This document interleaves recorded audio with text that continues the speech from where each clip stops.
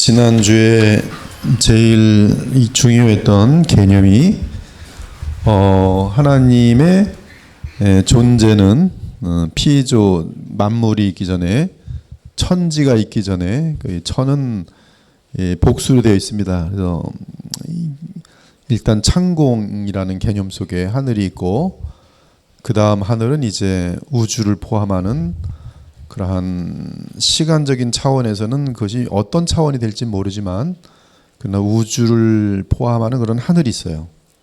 그 다음에는 우리에게는 전혀 와닿지 않는 그러한 영적인 영역이면서도 그 시간에 국한된 그런 피조의 영역이 있는데 그것이 바로 천사들의 세계 또는 영적인 세계입니다. 지금 우리에게는 지금 낙원이라는 곳이 여러분들이 죽으면은 낙원으로 돌아가게 되거든요. 낙원으로 들어가게 되거든요. 셋째 하늘이라고 되어 있어요. 고린도후서 12장에 보면은. 근데 그 셋째 하늘이라는 그것도 지금 피조 세계에 들어 있다는 사실을 우리는 기억을 해야 돼요. 우리가 지금 이해할 수 없는 그런 차원의 영적인 세계지만 그러나 그것은 그 하나님의 영광이 있고 또 천사들이 있고 의인의 영들이 있고 그런 어떤 우리가 죽으면 가게 되는 지금 여기에 3차원 가는 종류가 들은 그러한 어떤 영적인 세계, 그럼에도 그 영적인 세계에 엘리야도 가 있고 에녹도 가 있고 그러므로 시간과 공간 속에 있는 그러한 세계라는 것을 알아야 돼요. 저기 피조의 세계는 지금 우리가 말하는 그 하늘과 땅인데 땅이 있고 창공이 있고 그다음 우주라는 것이 있고 별들의 세계가 있고요. 쭉 끝없이 많은 이건 무한하지. 지금 우리가 볼 때 무한하고 이 무한한 것과는 또 다른 차원의 영적인 그런 세계가 있는데 이 다 피조 세계라는 것이에요. 이 피조 세계 외에 우리는 도무지 알 수 없는 이 창조주의 세계. 창조주 세계는 시간과 공간을 창조하신 분이세요. 그럼 이분들의 존재 양식이나 그런 것은 우리는 알 수가 없습니다.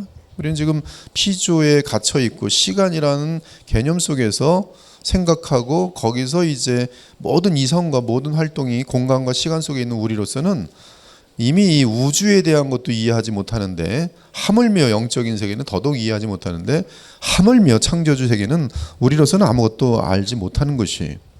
근데 하나님께서는 자신의 세계를 계시를 통해서 우리 미천한 인간들에게 알려주셨는데 그 알려주신 것이 우리가 계시를 다 받아놓고 보니까 하나님은 한 분 하나님이시며 그 한 분 하나님이 세 분의 서로 구별되는 하나님으로 계시다라는 사실을 우리는 하나님의 계시를 통해서 알게 되는 거예요. 그래서 그 삼위일체 그 초대교회 도표를 보면은 이 초대교회 도표인데요. 이 초대교회 이게 제가 해갖고 인터넷에 띄운 거예요. 저 다른 뭐 성자, 성령, 다른 지금 한글말 제가 넣은 거예요. 한글말. 네. 이게 지금 그 우리나라 뭐 삼위일체 치면 뜹니다. 이 초대교회 그가 이해한 삼위일체 도표인데요. 근데 이제 이게 다 담을 수가 없는 거예요. 우리에게 이해할 수 있도록 하는 어떤 도표지만, 근데 지금 저 존재 양식을 우린 계시를 다 통틀어서 정리해 보니까 저러한 존재 양식이 되더라는 것이죠. 근데 그 창조주의 세계의 계시는 삼위일체예요. 근데 이 창조주의 세계가 피조 세계와 관련되는 것은 이제 창세기 1장에 태초에 하나님이 천지를 창조하심에서 시작돼요. 그 하나님께서 태초에 천지를 창조하시면 시간과 공간의 창조를 말합니다. 시간과 공간의 창조예요. 그리고 시간과 공간의 피조 세계가 만들어진 다음에 뭐 6일 동안 창조한 것이 있고 사람이 만들어지고 하나님께서는 이 구약에서 창조를 하시고 나서 사람을 지으시고 나서 하나님께서는 이 피조의 세계에 자신의 창조물에게 내재하시면서 거기에 내재하지 않는 곳이 없어요. 여러분이 아무리 로켓을 타고 앞으로 뭐 빛보다 빠른 그런 어떤 운반하는 게 있다 합시다. 그렇게 가정합시다. 그런 걸 타고 뭐 저 머나먼 뭐 그 갤럭시 그 은하수에 다녀온다고 가정합시다. 거기 가도 하나님을 피할 수 없어요. 거기에도 하나님은 계십니다. 하나님께서는 그러한 이 피조 세계에 완벽하게 계시는 가운데 이제 하나님께서는 그 아브라함이라는 사람을 통해서 이제 하나님께서 이 땅에 친히 오실 그것을 준비하게 하세요. 그래서 예수 그리스도의 오심은 하나님이 사람이 되심으로 오신 하나님의 이 땅에서의 그 인격체가 노골적으로 우리에게 오신 분이세요. 하나님 자신이 사람으로 오신 분이 하나님 자신이. 근데 그 영원과 여기 창조세계는 제일 중요한 게 영원이라 그랬어요. 영원과 무한.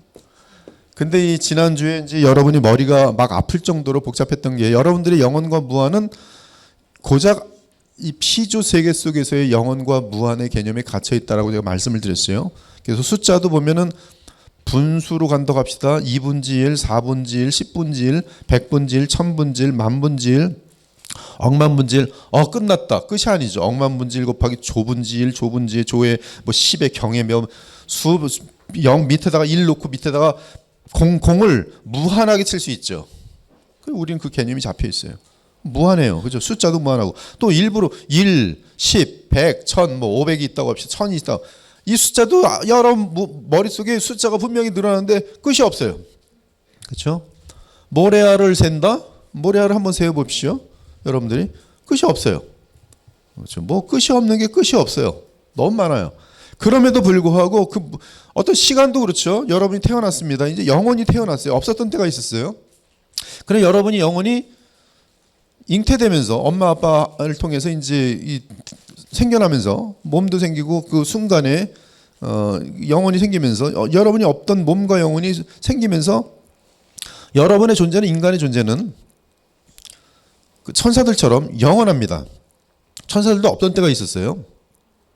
그러나 하나님께서 이 창조하실 때 천사들도 창조되어 있어요. 천사들 피조물이란 말이에요. 피조물이 창조되면서 그들의 존재도 영원해요. 그러니까 영원하기 때문에 그들을 영원히 가둘 수밖에 없는 이 불못이 있을 수밖에 없는 것이고요. 지옥이 영원한 존재들이기 때문에 그래요. 사람도 마찬가지고. 그리고 그들이 영원히 행복할 수 있는 천국이 있을 수밖에 없는 것이에요.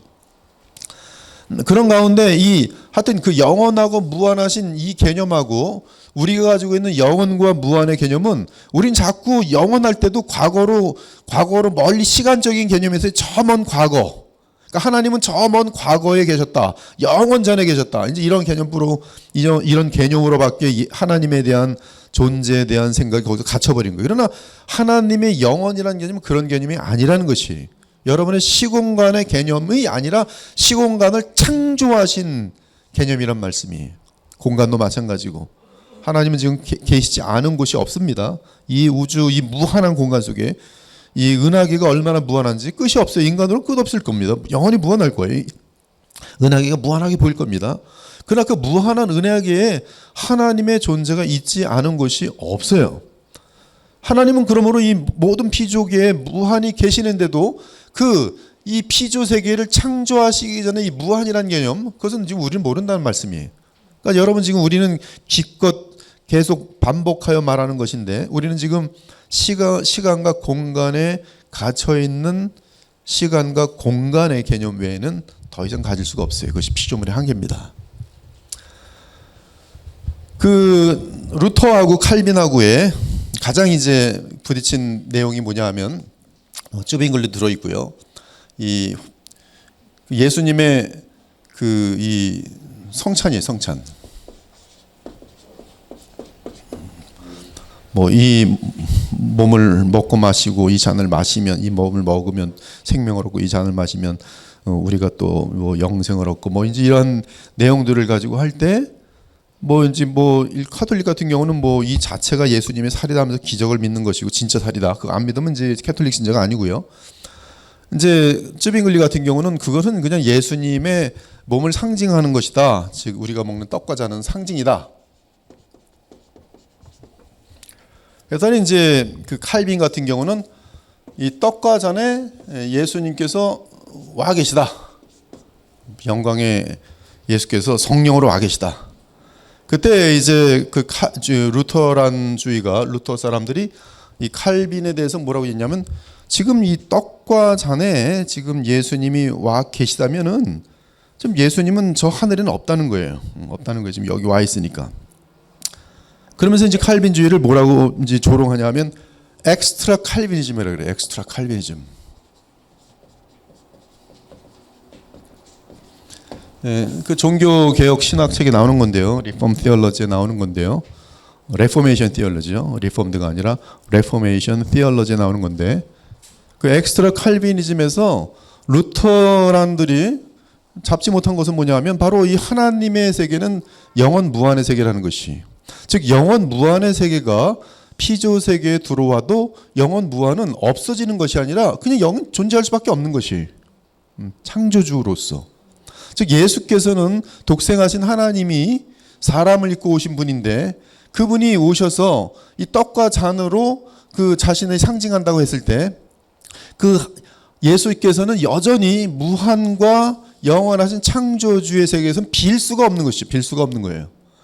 내려오셔서 계시더라도 여긴 빌 수가 없기 때문에 그 지금 칼빈은 그렇게 얘기하는 거예요. 성령께서 우리에게 와 계시고 이러한 모든 것들은 지금 영원히 저 하늘에는 하나님이 계시다. 예수께서 계시다. 이랬을 때 이제 그들은 이제 여기 와 계신데 여기 비어야 되지 않느냐. 바로 여기서 이제 문제가 생겨요. 그래서 루터교하고 켈빈주의가 나누는데 저쪽은 이제 켈빈주의를 이제 조롱하기 위해서 너희들은 엑스트라 켈빈이즘이다 이렇게 얘기를 해요. 이걸 번역하는데 엑스트라는 보통 보면 뭐 외부적인 거, 무슨 어떤 특별한 추가적인 거 뭐 그런 개념이 되는데요. 여기 엑스트라는 그런 개념이 아니라 너희들은 하나님이 저기 있다 한다. 여기 있는데 지금 빵과 떡에 여기 있는데 여기 와 계신데 저기도 있다 그러니까 너희들 모순이 된다는 거죠. 그러나 하나님께서 창조주의 세계 속에서 여전히 영원히 이것은 시간과 공간 속에 갇히지 않은, 그러면서도 와 계시다 할지라도 여기 오셨다 할지라도 그 하나님의 신성에 있어서는 여전히 계시다라는 그런 전제로 볼 때는 전혀 이 하자가 없는 것이죠. 대단히 중요한 개념입니다. 그래서 이제 저는 이게 엑스트라를 뭐로 번역할까? 그래서 저는 이제 제가 제 나름대로는 저 너머 칼빈이즘이라고 번역했어요. 저 너머 칼빈이즘. 그랬더니 그 아무래도 그 생명의 말씀사에서 기분이 별로 안 좋았나 봐요. 뭐 참 평생 이상한 초칼빈이즘이라고 책을 고쳐놨더라고요. 초칼빈이즘. 초칼빈이즘은 보통 과거에는 하이퍼 칼빈이즘을 또 초칼빈이즘이라고 번역한 적이 있었어요. 하이퍼 칼빈이즘은 이제 인간의 자유의지를 무시하고 우리 전도할 필요도 없고 하나님이 다 알아서 하시니까 하나님이 모든 주권을 갖고 있는데 뭘 인간이 끼려고 하느냐. 이게 하이퍼 칼빈이즘이에요. 인간의 책임들이 그러면서 굉장히 약화되어지는 것. 근데 이 과거에는 이 하이퍼 칼빈이즘을 초칼빈이즘이라 번역했고 이것을 가지고 초칼빈이즘이라 하고 하이퍼는 그냥 하이퍼라고 이렇게 번역해 버리더라고요. 어쨌든 상관없습니다. 개념은 똑같아요. 이게 굉장히 중요한 거예요. 칼빈은 정확히 본 것이죠. 칼빈은 하나님의 영원 무한성이 시간과 공간 속의 개념이 아니고 바로 창조주의 개념이라는 걸 정확히 본 것이. 그래서 칼빈은 위대해요. 그의 생각은 모순이 없습니다. 여기서부터 시작하기 때문에. 그분의 이러한 어떤 예정, 작정 이런 것들은 다 여기서 보는 거예요. 피조세계에 들어와서 보는 게 아니라 여기서 보는 거예요. 창조, 시간과 공간을 창조하신 그분께는 시간이라는 것은 우리에게는 그것이 지나가는 것 같지만 하나님 관점에서는 아니에요. 지나가는 게 아니에요. 그분이 뜻하시면 반드시 일어날 수밖에 없는 거고 이미 그분께는 그건 일어난 것이. 그래서 에베소 1장을 보면 이 하나님이 그 어떤 작정 같은 것들이 많이 나와요. 근데 그 작정 속에 보면은 그 그리스도를 이미 그 중보자로 삼으시고 구원자로 삼으시는 작정과 함께 이미 그 안에서 구원받은 자들이 하나님 마음속에 다 돼 있어요. 존재하지 않는데도 그분 마음속에 돼 있어요. 여러분들이 그분 마음속에 이미 있다고 돼 있어요. 우리는 시간에 있어서 없었던 적이 있었고 있는 적이 있지만 하나님께서는 과거, 현재, 미래, 여러분의 과거, 현재, 미래가 하나님께 창조주 하나님께는 그것이 있을 수가 없어요. 같은 거예요. 이러한 내용들이 이제 삼위일체를 앞으로 이해하는 데 있어서 이 부분을 놓치면은 우리는 여기서 메스업이 돼요. 즉 여기서 예수께서 오셔도 성령께서 오셔도 이 안에 계시는 하나님의 삼위 하나님의 무한하시고 영원하신 그 존재 양식 창조주 세계는 조금도 변함이 없는 거예요. 그 조금도 변함이 없는 상태 속에서 이 피조 세계 속으로 지금은 이제 예수 그리스도 안에서 성령이 와 계세요. 피조 속에. 즉 이 피조 속에서 보이고 여러분 계시록 1장을 보면요. 거기 보면 7 영이 나옵니다. 7 영이 쫙 있어요. 그 보좌 앞에. 보좌 앞에 피조세계에 보좌가 있어요. 보좌가 있고 예수 그리스도는 그 피조세계 속에서 등불이세요. 등불. 하나님의 영광의 등불이세요. 하나님의 영광만이 피조세계에서는 볼 수 있어요. 구약에서도 마찬가지고 신약에서는 구약에서는 하나님을 한 분 하나님으로만 의식합니다. 한 분 하나님. 여호와 한 분 하나님. 즉 삼위에 대한 개념이 없어요. 그래서 지금도 유대인들은 한 분 하나님이. 그러니까 우리가 예수님이 하나님이다 그러면 뭔 소리 하는 거예요? 삼위일체를 알지 못해요. 그러나 이 신약의 이 계시는 어마어마한 거죠. 어마어마한 거예요.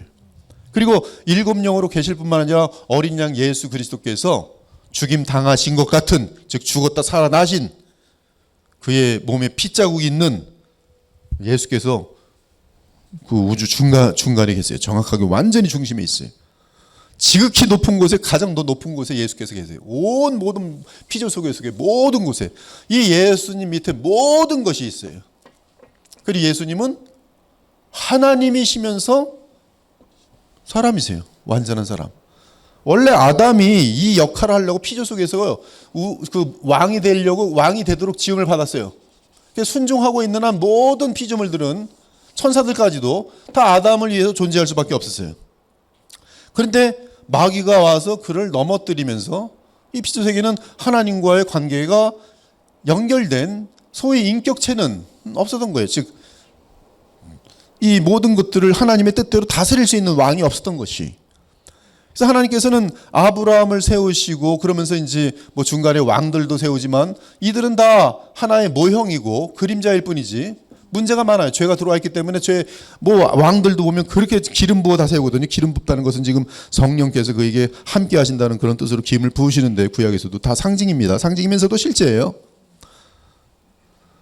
그 모형들로 다 하지만 얼마나 나쁜 왕들이 많습니까? 이스라엘 북왕국은 그냥 전부 20명 가까이 되는 모든 왕들이 다 그냥 죄인들로 꽉 차 있고, 남유다도 보면은 악한 왕들 많이 있어요. 그 중에 이제 다윗이라는 왕이 하나님께서 이 땅에 영원히 세울 나라와 그 나라가 이제 완성되면 전 우주적인 나라가 될 것인데, 예수님이 재림하시면 전 우주가 하나님의 나라가 될 거예요. 전 우주가. 그리고 예수님은 모든 우주 가운데 지극히 높은 곳에 계세요. 지극히. 하늘 위에 하늘에 계신다고 되어 있어요. 하늘 위에 하늘. 지금 이미 그 자리에 계세요. 그리고 이렇게 멀리 계신 지극히 높으신 예수님께서는 우리를 사랑하실 때, 여러분 한 명 한 명을 사랑하실 때 자신의 생명을 죽기까지 사랑하세요. 엄청난 분이 여러분을 사랑하고 있어요. 두려워하지 마십시오. 아무것도 두려워할 필요 없어요. 근데 이러한 이 구약에서는 이 그림자와 모형인데요. 전부 그림자와 모형이에요. 그 이제 왕, 제사장, 선지자 다 그리스도예요. 근데 모형이에요. 그러니까 이 모형으로 죄 때문에 실패가 많아요. 다 선자들도 그렇고 또 제사장들도 그렇고 왕들도 그렇고. 근데 이 첫 번째 아담은 하나님께 사람을 만들어 놓으시고 그가 이제 언약을 알게 하는, 선악을 알게 하는 나무의 실과를 먹지 않는 한, 그리고 시험에 왔을 때 만약에 승리한다면 영광에 이르도록 행위 언약을 맺으셨어요. 그러나 실패했어요. 근데 실패한 이 모든 이 만물을, 모든 우주를, 모든 피조 세계를 다시 원위치시킬 뿐만 아니라 하나님이 이 피조 세계를 만들었을 때에 원래 그 작정하신 영원한 경륜, 그것을 이루기 위해서는 둘째 아담을 보내셔야 되는데, 이 둘째 아담은 사람을 지어놓고 성령이 그에게 임한 것이 아니라 하나님이 친히 사람이 되신 분이, 그리고 성령의 잉태를 따라서 마리아의 몸에서 나신 그분이 바로 예수라는 분인데, 놀랍게도 그분은 독생하신 하나님이었어요. 요한복음을 잘 보면은요, 영원전에 계시는 하나님, 독생하신 하나님, 하나님의 품속에 계시는 독생하신 하나님, 아버지의 품속에 있는 독생하신 하나님 딱 있고요. 그 독생하신 하나님이 마리아의 몸을 통해서 딱 오시고 나면 이분의 이름이 뭐로 바뀌냐면 하나님의 아들로 바뀌어요. 하나님의 아들. 그래서 하나님의 아들 위에 성령이 임하는 것을 세례 요한이 보고, 저는 하나님께서 내게 하나님께서 보내시기로 했던 그 메시아, 메시아예요. 구약의 메시아는 말라기를 보더라도 그 메시아가 이 땅에 오실 것인데 죄인들을 구원하여 주의 백성들을 만드시고 그들로 하여금 결국은 영원한 하나님 나라를 만드실 메시아를 보내실 건데 그 메시아는 다름 아닌 여호와라고 되어 있어요. 구약에서는 여호와라 그래요. 여호와. 여호와가 이 땅에 오신 그분, 사람으로 오시는 그분이 바로 메시아다 이렇게 얘기해요. 근데 메시아는 사람이에요. 우리가 볼 때는 사람이. 둘째 아담이. 하나님의 아들이. 또 그리고 인자라 그래요. 사람의 아들이. 사람의 아들임에도 그는 여전히 하나님이세요. 하나님의 아들임에도 그는 하나님이시면서 여전히 사람이. 그리고 그 하나님 되심은 이 피조 공간 속에서 그의 하나님 되심이 분명히 입증되지만 그 하나님 되심은 바로 여기랑 연결되어 있는 거예요. 그냥 연결되어 있는 게 그 자체죠. 자체예요.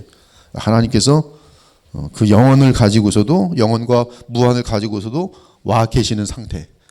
오셨기 때문에 영혼과 무한 거기서 텅 비게 되거나 뭐가 부족하게 되는 것이 아니라 거기는 여전히 변함없는 상태 속에서 와 계시는 상태. 그래서 이 피조 세계에 와 계시는 분이 일곱 영과 예수께서 와 계세요. 그리고 하나님은 영원히 여기 계세요. 여기 계세요. 그리고 이 일곱 영과 말씀 되시는 예수 그리스도를 통해서 피조 세계에 와 계세요. 일곱 영을 통해서 특히 이 성령을 통해 와 계세요.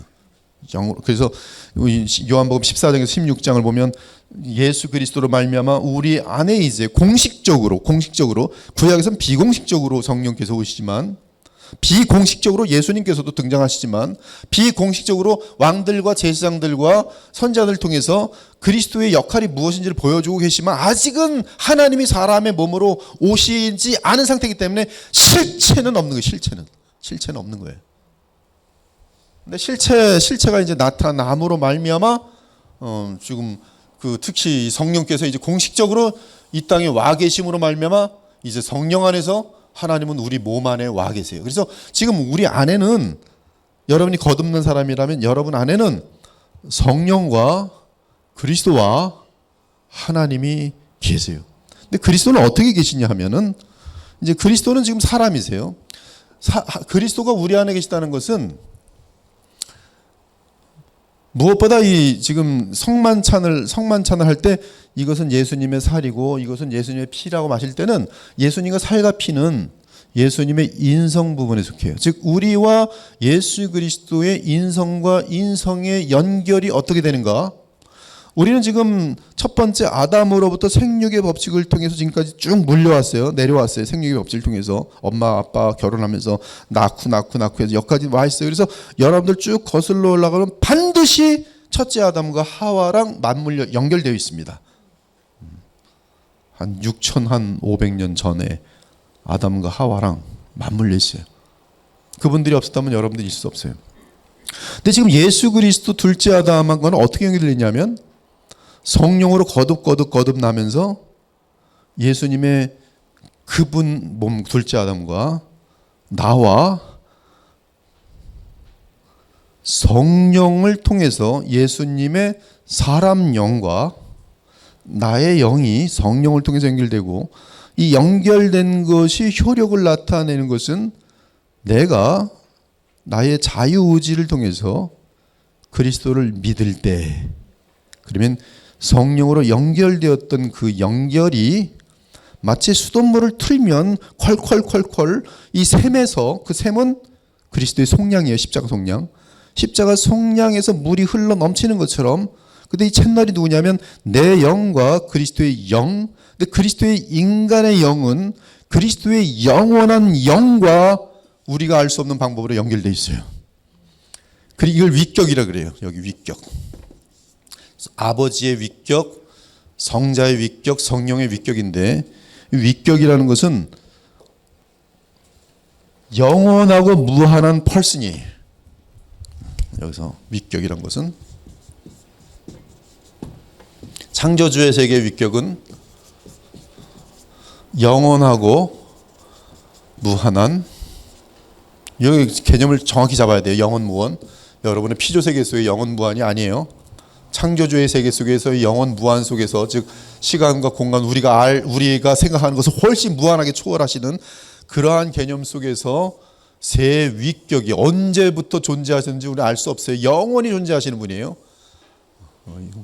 그 완전하신 하나님께서 마치 한 분 하나님으로서, 마치가 아니라 그냥 한 분 하나님으로서, 여호와 하나님으로서, 그러나 내면에서는 이렇게 복수로 존재하시고, 그런 가운데에서 지금 이 피조세계에 성삼위 하나님이 성령과 예수 그리스도를 몸으로 하여 와 계세요. 와 계세요. 그리고 예수님은 놀랍게도 성부와 다르게, 성령과 다르게 그의 위격 안에 피조세계와 연결되는 맞물린 곳에 위격, 이거는 무한이고, 이 위격에 바로 예수, 나사렛 예수라는 사람, 참 사람, 이것을 펄슨이라고 부르지 않고 펄슨훗이라고 불러요. 즉 인간 인격성. 그래서 이걸 뭐 네이처, 휴먼 네이처, 휴머니티 이렇게도 말하는데 점점 복잡해져요. 즉 인성이라는 것이 뭔가, 인성이라는 것에 지정의 펄슨을 빼면은 그것은 밥을 먹는, 또 느끼는, 뭐 그 정도의 어떤 사람과 사람에게 있는 어떤 특성들로만 얘기하기 쉬운데, 굉장히 어려워요. 인성과 그 신성이 그 위격 안에서 연합됐다? 뭐 쉽지 않은 얘기예요. 쉽지 않습니다. 왜냐하면 차짓하면 그 사람이 펄슨이 없는 존재로 되면서 네스토리아니즘으로 곧바로 빠져요. 또는 유티키아니즘으로 곧바로 빠져요. 이단이거든요. 유티키아니즘, 네스토리아니즘. 그러니까 이러한 이단에 빠지지 않는 방법은, 예수님은 하나님이자 사람이시되 완전한 하나님이자 완전한 사람이세요. 그러나 우리에게 접목되는 분은 사람 예수예요. 하나님과 우리 사이에 중보자도 한 분이시니 곧 사람이신 그리스도라. 그러나 그 그리스도는 분명히 우리의 둘째 아담으로서 사람이신데, 그분의 정체는 무한하시고 영원하신 독생하신 하나님이세요. 그리고 그분이 이 땅에 오셔서 삼위간에 합의된, 아니면 하나님, 여호와 하나님이 뜻하신 바를 십자가의 성령으로 이루시고 부활 승천하시게 되셨을 때, 이제사 성령은 이분의 몸을 통해서 우리의 몸에 공식적으로 내재하실 수 있게 되었어요. 그래서 여러분에게는 이미 새 창조가 들어왔고, 성령으로 인한 새 창조가 들어왔고, 여러분에게 들어오신 거듭남으로 들어오게 되는 성령의 내주하심은 영원히 분리되는 적이 없어요. 여러분이 죽어도 분리되지 않고요. 여러분이 낙원에 있어도 성령과의 관계는 끊어지지 않아요. 근데 이 관계는 여러분과 그리스도의 관계가 영원히 끊어지지 않는 그런 보증이에요. 끝도 없는 얘기예요. 근데 지금 하여튼 여러분의 분량만큼 듣겠죠. 지금 이러한 얘기를 하면 여러분의 제일 이제 어려운 게 이제 이 위격적인 그 연합, 예수 그리스도의 그 하나님 되심 안에서 우리를 사람이 되셨을 때, 독생하신 하나님이 사람이 되셨을 때 그 정체성을 위격적 연합이라고 부르는데, 그 위격적 연합이 무엇이냐에 대한 성경 전체를 계속 반복해 나가면서 성령을 통하여 알려지는 정교하고 그러면서도 무한히 신비한, 도대체 알 수가 없는 예수 그리스도를 알아감이 성령에 대한 바른 인식과 하나님에 대한 끝없는 경외함과, 그러면서 하나님을 사랑함과 감사함과 하나님과의 교통이 이어지게 되는 가장 중요한 객관적인 사건인 거예요. 이분의 이름은 말씀 하나님이요, 로고스로서 객관적인 성경과 함께 쌍둥이. 그러면 성경은 예수 그리스도와 상당히 같아요. 즉 성경은 하나님의 말씀이자 사람의 말이에요. 그러나 그 기원은 하나님이세요. 예수 그리스도는 분명히 사람이에요. 그러나 예수님의 기원은 영원에 계시는, 영원과 무한에 계시는 독생하신 하나님이. 그리고 지금도 영광을 입으신 예수께서는 하나님의 영광이 등불로 계시지만 인성으로서 그의 신성은 여전히 영원하신, 무한하신, 독생하신 하나님이. 성경도 마찬가지예요. 그분들이 나요 이 창조 세계에 공식적으로 이제 오셔서 사람 마음에 영원히 내주하고 계시는 예수 그리스도 성령께서도 여전히 이곳에서 성령으로 와 계시지만 지금 와 계세요. 오셔서 새 창조를 이루어 가십니다. 즉 새로운 하나님의 백성들을 계속 낳고 계세요. 성령으로 거듭나요. 없었던 존재들이 계속 천국에 들어간 백성으로 지금도 태어나고 있어요. 여러분들이 복음을 전할 때 믿는 자들마다 그들은 창세전에 즉 하나님의 편에서는 이미 결정된 사람들이에요. 그들은 한 사람도 빠짐없이 반드시 돌아오게 돼 있고 그들에게는 예수 그리스도의 이 땅에 공식적으로 와 계신 그분으로 말미암아 성령께서는 공식적으로 우리 마음속에 영원히 내주하도록 되어 있어요. 이 상태가 이제 영원히 주의 재림과 함께 이제 하나님과 주의 백성이 영원히 함께, 그때 영원은 여전히 동일하게 피조 세계 속의 영원 개념이, 즉 우리는 부활체를 입고 영원히 시간이 아무리 지나가도 영원히 끝없이 하나님 안에서 말로 다 표현할 수 없는 기쁨을 누리고 끝없이 문화를 개발하고 끝없이 사랑하고 끝없이 즐거워하고, 그때는 눈물도 없고 아픔도 없고 괴로움도 없고 섭섭함도 없고 후회도 없고 그러한 세계가 올 것이에요. 근데 그 세계를 정말로 이미 성령 안에서 믿음으로 여러분들은 지금도 누릴 수 있다는 것이 사실이란 말이에요. 사실이. 그러니까 이것은 보증된 여러분의 미래인 것이. 하여튼 여러분이 알아들을 수 있는 만큼만 알아두셔도 되고, 이때 이제 이 하나님에 대해서 이제 그 내추럴리즘, 그 자연론자들은 보면은 이 하나님을, 삼위를 얘기하면 하나님에 대해서는 어떠한 에너지로 봐요. 신격을. 즉 여호와 하나님은 에너지고 그 안에 어떤 인격이 있는 세 존재로 보거나, 이것도 이단이에요. 근데 많은 신약자들이 삼위에 대한 신약의 계시를 보고 나서는 여호와 하나님 한 분 하나님에 대해서의 그 한 분 하나님의 person성, 즉 그분의 이 구약에서 여호와 하나님께서는 한 분 하나님이신데 그분이 울고 계획하고 그렇죠? 생각하고 후회하시고 이러한 면들에 대해서 그들은 이해를 못해요. 즉 그 인격성, 즉 divinity, 즉 신성에 대한 인격성을 놓치는 적이 많아요. 이 뉴에이지 같은 경우는 다 하나님은 다 에너지거든요. 에너지화 시킬 때가 많아요. 그래서는 이제 그 하나님은 세 분 하나님으로 돼서 결국 삼신이 돼버릴 때가 많아요. 그러나 우리는 절대적으로 이 부분을 내면에 계시는 서로 다르신 성부, 성자, 성령의 완전하신 그러한 무한하시고 영원하신 구별되시는 하나님이 계시지만 그 하나님은 한 분 살아계신 유일한 인격체신, 신격체신 한 분 하나님이시다라는 사실을 알 때 우리는 이제 예배하는 자로서 한 분 하나님을 찬송하고 예배하고, 그리고 예수 그리스도께 예배할 때 이 찬송과 예배가 하나님께 드려질 때 성령, 성자, 성부 다 포함되면서 이 영원하신 하나님과 피조에 와 계신 일곱 영과 또 어린 양과 함께 이 모든 하나님의 세계를 아버지라고 표현하고 있어요. 그래서 여러분들이 성경을 잘 보면 아버지는 곧 하나님으로 되어 있어요. 그것은 이 삼위의 머리는 아버지시고 그 아버지와 더불어 함께 하시는 삼위는 곧 한 분 하나님이신 것을 우리가 다시 한번 성경을 통해서 볼 수가 있어요. 결론을 얘기하면 이 창조주의 세계는 우리는 알 수가 없죠. 그냥 경배하면 되는 거예요.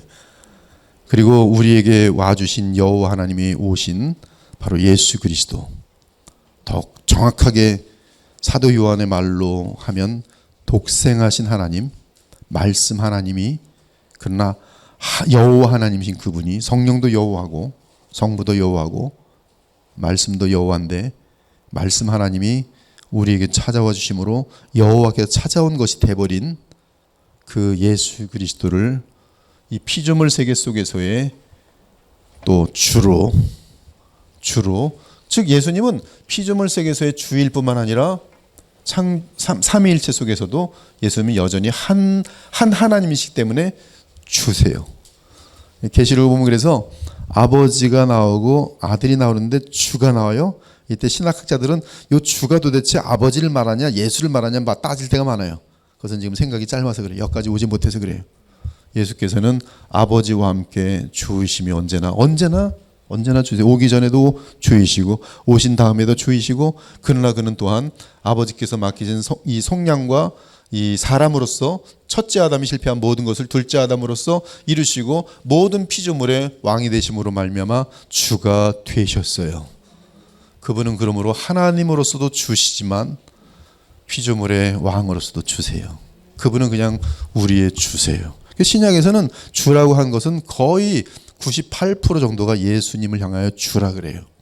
그 주는 하나님을 포함한, 즉 말씀 독생하신 하나님으로서 우리 즉 인간들을 향해서 말씀하시는 하나님 여호와 하나님이시면서 또한 둘째 아담으로서, 그래서 빌립보서 2장에 보면 십자가에 죽기까지 순종한 예수를 하나님께서 주로 삼으셨다. 사도행전 그 베드로의 설교에서도 마찬가지고요. 그래서 이 신격에 대한 것을 저번에 이제 번역에 대해서 좀 얘기를 했는데요. 여기 보면 이 한 분 하나님에 대해서 우시아라고 얘기하더라. 우시아. 그 다음에 이센스, substance, 신격, 실제, 궁극적 존재. 반면에 이제 내면에서 이 그 안에 계시는 구별되시는 세 분 하나님, 이것은 hypostasis, subsistence, 개별적 영원한 존재, person, 즉 각 세 위격이 인격체로서 내면에서 대화가 가는 거예요. 즉 하나님은, 여호와 하나님은 나라는 인식이 있어요. 즉 자아의식이 있어요. 나는 여호와라, 나는 스스로 있는 존재나, 분명히 하나님이 단수로해서, 여호와 하나님이 단수로하여 자기 자신에 대한 자아의식이 있어요. 근데 그 자아의식은 이 창세기 1장부터 보면 그 자아의식 속에 뭐가 들어가냐면 우리가 우리의 모양과 형상대로 사람을 만들고, 그 하나님의 여호와 하나님의 자아의식 속에는 복수가 들어있어요. 하나님은 내면에 상이되어지는 세 그 인격체가 있는 거예요. 그리고 우리에게는 하나님과 그리스도. 여러분 그래서 신약 성경을 읽으시면은 아버지 하나님과 그의 아들 예수 그리스도로 말미암아 은혜와 평강과 사람 뭐 하든 은혜와 평강이 넘치기를 원. 이게 다 바울의 끊임없는 계속적인 그 기도의 제목이에요. 그렇죠? 하나님 아버지와 우리 주 예수 그리스도로 말미암아. 즉 주 예수 그리스도와 하나님 아버지, 성삼위 하나님. 그리고 하나님이 친히 우리에게 찾아오신 우리 주 예수 그리스도. 계시록에서는 4장과 5장에서 4장에서는 하나님께 영광과 존귀를 돌리고 예배하고 기도하고 이런 모든 내용들이 담겨 있어요. 계시록 5장에서는 어린 양 예수 그리스도. 성령은 안 보이세요. 성령은 계시록의 마지막 장면인데 7 영으로 계세요. 성령은 어디에서 존귀와 영광을 받아요? 하나님이 영광과 존귀를 받을 때 거기에 들어있어요. 우리는 왜 예수 그리스도를 존귀를 돌려요? 둘째 아담으로 오셨기 때문에 그래요. 우리와 연결되기 때문에 그래요. 피조물의 주이기 때문에 그래요. 그래서 구약을 잘 보시면 성령과 기도하거나 그런 거 없어요. 신약도 잘 보시면 성령께서 아버지의 뜻을 따라 아니면 예수님의 뜻을 따라 또는 예수님을 대신하여 우리에게 말씀하시고 감동하시고 은혜 주시는 것을 보이지만 성령께 말을 하거나 대화하는 것은 찾을 수가 없어요. 예수님과 대화하고 하나님과 대화하는 것은 찾을 수가 있지만 그것은 바로 이러한 연유 때문에 그래요. 그럼에도 성령은 분명하게 펄슨이세요. 영원하시고 무한하신 펄슨이세요. 성자처럼 펄슨이세요. 아버지처럼 펄슨이세요. 그리고 이 서로 구별되시는 세 펄슨이 한 분 여호와 하나님, 즉 지정의 및 모든 계획과 경륜을 가지고 계시는 한 분 하나님 여호와 하나님이세요. 제가 지금까지 얘기한 이 모든 것들은 성경에 이렇게 계시되기 때문에 정직하게 그것을 주의 영의 인도하심을 따라서 고백하게 될 때는 여기까지 오게 되는 것이고, 그것이 신앙 고백이에요. 신앙 고백이에요. 이 신앙 고백이 성경의 절대 권위를, 즉 성경이 나의 모든 이성과 생각과 감정을 무한하게 초월하시는 하나님의 자신을 알려주시는 계시다는 걸 인정할 때, 그 계식 속에서 또 성령이 아니고서는, 하나님의 영이 아니고서는 이것을 알 수 없다라는 그러한 진정한 성경 속에서의 인도하심을 따라서 이 말씀을 함께 할 때, 저도 개인적으로 성경을 읽으면서 쫓아가 보는데 다른 사람들도 성경을 쫓아가면서 다 만나게 되는데, 이것이 같은 깨달음이 중국에 있는 사람이나 프랑스에 있는 사람이나 한국인 사람들이나 신기하게 이게 같고, 또 수천 년 전에 있었던 사람이나 지금이나 다 같아요. 하나님에 대한 인식이 같아요. 우리는 같은 하나님에게서 난 그리스도의 형제요, 그리스도의 자녀들이기 때문에 그것이 같아요. 이것을 모르는 것은 배우지 못했기 때문에 그랬고, 이런 것들을 들을 기회가 없어서 그렇지, 여러분이 거듭난 사람들이면 오늘 제가 말한 것은 사실 불가해한 얘기입니다. 불가해한 말이에요. 근데 그것이 여러분에게 와닿아요. 그리고 이해가 돼요. 말도 안 되는 말인데 이해가 돼요.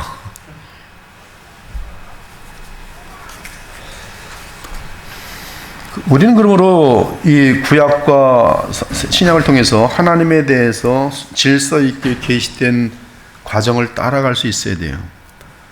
유대인들은 하나님께서 보내신 하나님의 아들을 알아보지 못함으로 여전히 구약 계시에 묶여 있어요. 그리고 그리스도를 통해서, 그리스도께서 보내시는 성령을 통해서 성경을 봄으로 하나님에 대해서도 알고 그리스도에 대해서 알므로 구원받을 수 있는 지혜와 또 하나님의 생명을 누릴 수 있고 하나님 나라에 들어가서 그것을 맛볼 수가 있는데, 그런 모든 것들이 구약에만 갇혀 있음으로 말미암아, 또 그들의 눈이 가려 있음으로 말미암아 구약이 제시하는 그리스도를 십자가에 못 박은 후예들로서 아직까지도 그들은 예수 그리스도를 구주로 알아보지 못하고 있어요. 이 땅에 누구든지 그리스도를, 예수님, 나사렛 예수님을, 베들레헴에서 태어난 그러나 그의 삶을 나사렛에서 살아온 나사렛 예수 그리스도가 독생하신 하나님이요 구약 내내 여호와께서 친히 찾아오시는 메시아인 사실을 모르는 사람들은 구원 얻을 수가 없어요. 죄사함을 얻을 수가 없어요. 또 완성된 사람으로서 우리에게 보여주시는 의인의 영의, 의인의 생명에 그것을 부여받을 수가 없어요. 즉 거듭난 생명이, 거듭난 부활 생명이, 거듭난 예수님의 생명이 우리에게 없다면 아무것도 없는 거예요. 여러분들에게는 그것이 있어요. 즉 거듭난 생명이 있어요. 거듭난 생명의 제일 중요한 그 현상은 뭐냐면 예수 그리스도에 대한 정체를 아는 거예요.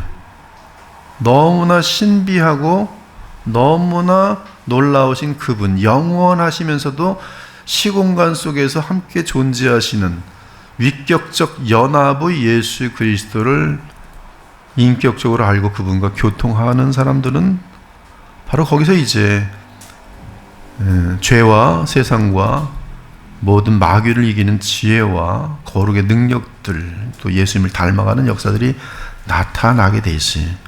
그들은 이 땅에 사는 사람들 중에 가장 복받은 사람들이, 저와 여러분들이. 그러나 크리스찬들이 이러한 내용으로 오질 못해요. 왜? 크리스찬이 되었음에도 불구하고 관심이 세상에 묶여버리노라. 네, 여러분들은 지금 근데 쫓아오고 있어요. 그러나 억지로 쫓아오면 우리의 관심은 너무나 쉽게 빵 한 조각에 가거든요. 그럼 예수님의 말씀이 너무나 어렵도다. 그리고 다시는 예수와 다니지 아니하더라. 오늘 어쩌면 우리 스테반 목사님 뭔 소리인지 모르겠어. 다음부터 안 와. 시간 낭비야. 이 세상에 먹고 사는 문제에만 관심이 깊지, 돈 관리하는 건 전문가고 돈 계산은 그렇게 빠른데 성경을 사실 제대로 한번 읽어본 적도 없고 이러한 강의하면 뭐 들어본 적도 없고 그냥 크리스찬이라고 하는데 뭐가 크리스찬인지도 모르고 그냥 살아가는 거예요. 그냥 교회 다니면서 그냥 뭐 혹시나 교회 다니면서 혹시 썩어질 세상의 것에서 잘 되기를 바라는 마음으로 다닌다면 그건 성경이 말하는 크리스찬하고는 완전히 동떨어진 아무런 의미가 없는, 세상 사람들은 열심히 수고해서 벌려고 하는 것들을 하나님의 전능하심을 통해서 복받으려고 하는 것은 얄팍한 그 마음을 갖고 있는 그 존재일 뿐 아무 의미가 없는 거예요. 정리할게요. 저 아침마다 구약 읽고 신약 읽거든요. 구약 읽으면은 하나님에 대한 의식으로 가득 차요. 하나님이 얼마나 더러움과 죄를 싫어하시는지에 대한 끝없는 그런 어떤 안타까움과 슬픔들을 보면서 하나님의 마음. 근데 신약을 딱 읽으면 예수 그리스도가 확 등장해요. 어딘지 예수 그리스도예요. 우리에게 친히 오셔서 자신의 고통과 아픔을 가져다주는 우리 인간들을 어떻게 변화시킬까에 대한 그런 내용들. 한 분 여호와 하나님을 의식해야 합니다. 그리고 한 분 하나님은 서로 구별되는 성부, 성자, 성령의 하나님이심을 기억해야 돼요. 무엇보다 하나님은 영원하시며 동일하시며 하나이시며 무한하시다는 사실을 기억해야 합니다. 그리고 다시 한번 강조하지만 무한과 영원이란 것은 피조 공간의 무한과 영원의 개념이 아니라는 것이, 그러므로 성부, 성자, 성령은 구별되시지만 한 분 하나님으로서 같은 뜻과 지식과 감정을 가지십니다.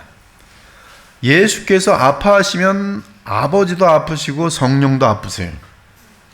예수께서 이 뜻을 가지시면은 아버지도 같은 뜻이며 성령도 같은 뜻이에요.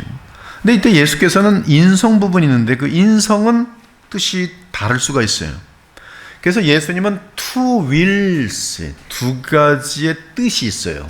예수님은 그리고 two loves가 있어요. 즉 무한하고 영원한 사랑이 있는가 하면 또한 인간에게 제약된 사랑이 있어요. 지식도 마찬가지. 예수께는 인간성에 의해서, 인성에 의해서 제약된 지식이 있지만 반면에 예수께는 무한한 지식이 있어요. 그러나 이 무한 속에서는 하나님과 성부와 성자와 성령은 언제나 같은 뜻, 같은 감정, 같은 사랑, 같은 능력이에요. 왜냐하면 한 분 하나님이시기 때문에 그래요. 삼위 하나님의 각각의 능력은 무한하시지만 동일한 능력이며 각각 모두 무소부재하시고 지식도 무한하시고 완전하시지만 동일한 편재성과 동일한 완전하고 무한한 지식입니다. 그러므로 하나님은 한 뜻을 가지시며 그 뜻에 있어서 삼위 하나님은 아버지를 대표로 하여 서로 완전하게 일치하십니다. 어긋날 수가 없어요. 영원과 무한 속에서. 그러므로 이는 성삼위의 각 위격을 의식하기 전에 유일하고 영원하신 한 분이신 참 하나님을 언제나 의식할 수 있어야 합니다. 그렇지 않으면 자칫 삼신을 섬기는 우상 숭배자로 전락할 수 있어요. 우리가 섬기고 경배하는 하나님은 영원하신 한 분 하나님이세요. 그 하나님은 성부, 성자, 성령에 서로 구별되는 세 위격으로 존재하십니다. 그러므로 각 위격의 성부와 성자와 성령 하나님 역시 찬송과 경배를 받으시기에 합당하십니다. 물론 우리는 결코 이해할 수 없지만 한 분 하나님, 즉 한 뜻, 한 마음, 하나의 감정을 지니신 하나님은 서로 다른 세 분으로 계신다는 성경의 계시를 믿어야 합니다. 그 이유는 성경은 참되고 유일하고 영원한 한 분 하나님의 유일한 계시이기 때문에, 그러므로 성경은 우리 하나님의 자아의식은 복수의 자아의식임을 분명히 증명하고 있어요. 하나님이 이르시되 우리의 형상을 따라 우리의 모양대로. 하나님이 자아의식이에요. 복수예요. 심지어 각 위격은 나름의 자아의식이 있습니다. 그래서 예수님께서는 내가 빛이라, 내가 하나님의 아들이라, 내가 하나님이라 분명히 자아의식이 있어요. 그렇다면 성경에서 성령의 뜻과 아버지의 뜻이 다른 때를 본 적이 있습니까? 그럴 수 없어요. 그렇다면 사람의 몸을 입고 오시기 전 독생하신 하나님과 아버지 하나님의 뜻이 다른 적이 있습니까? 그럴 수 없어요. 영원하고 무한한 삼위간의 불일치는 있을 수 없어요. 그 이유는 하나님은 영원하신 한 분 하나님이시기 때문입니다.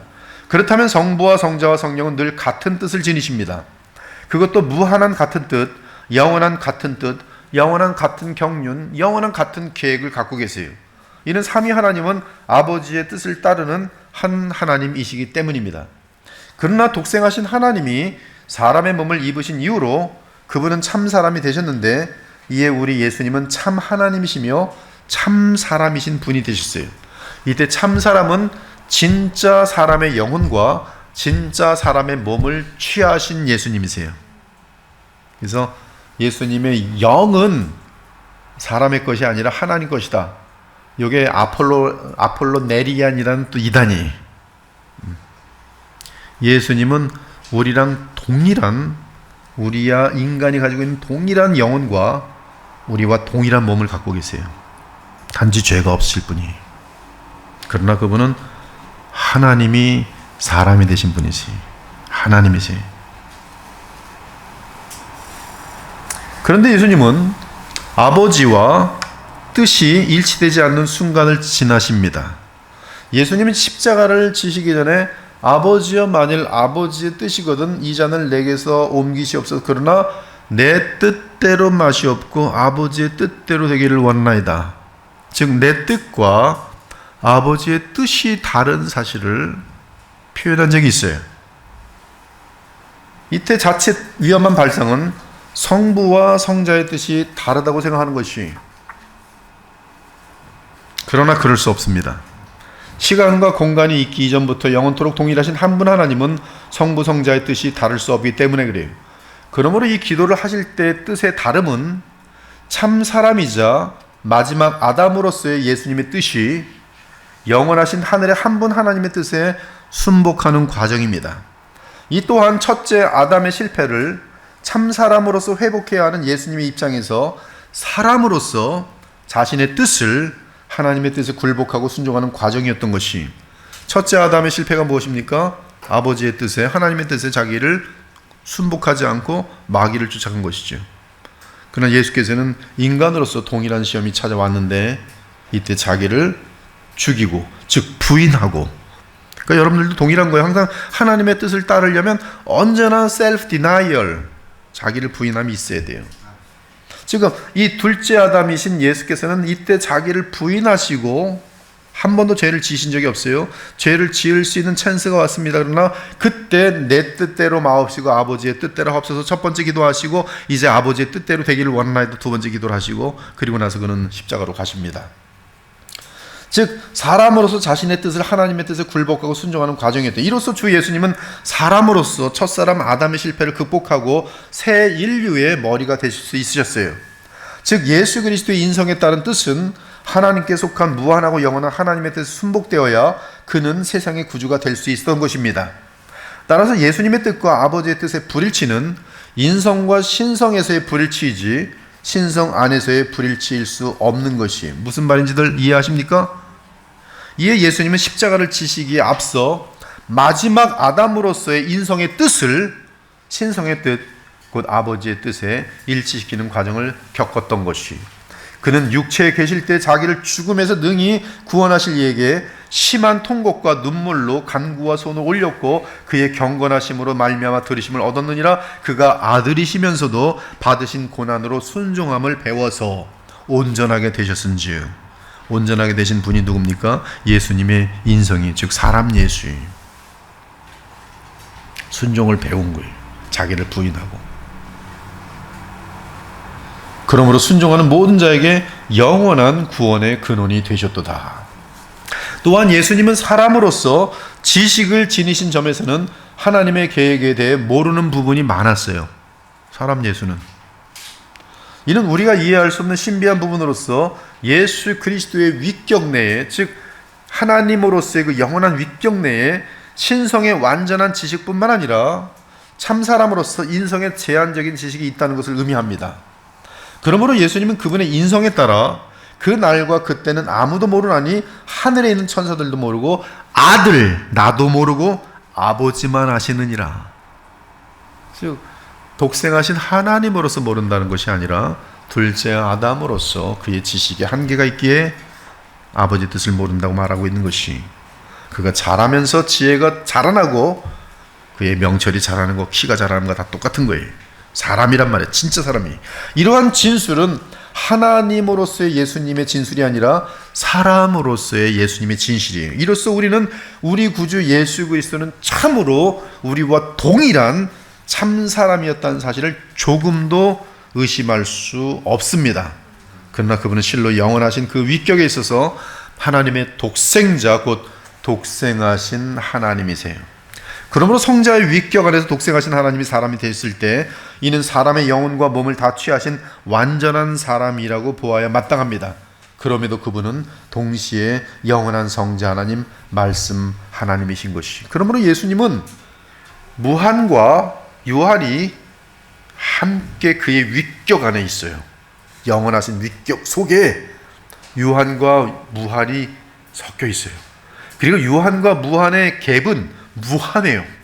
그 무한한 것이 위격 속에서 통합되어 있어요. 창조주와 피조물이 그 안에서 통합되어 있어요. 그러니까 우리 예수님은 어마어마한 분이.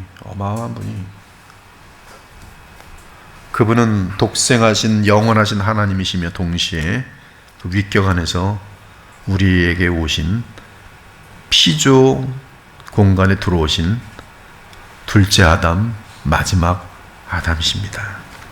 이러본데 하나님만이 영원한 생명이시기에 피조물인 인간이 영생을 누릴 수 있는 유일한 방법은 하나님과의 연합입니다. 이에 죄에 빠진 사람이 하나님과 다시 연합할 수 있도록 독생하신 하나님이 사람이 되셨고 그분의 이름은 말씀 하나님이세요.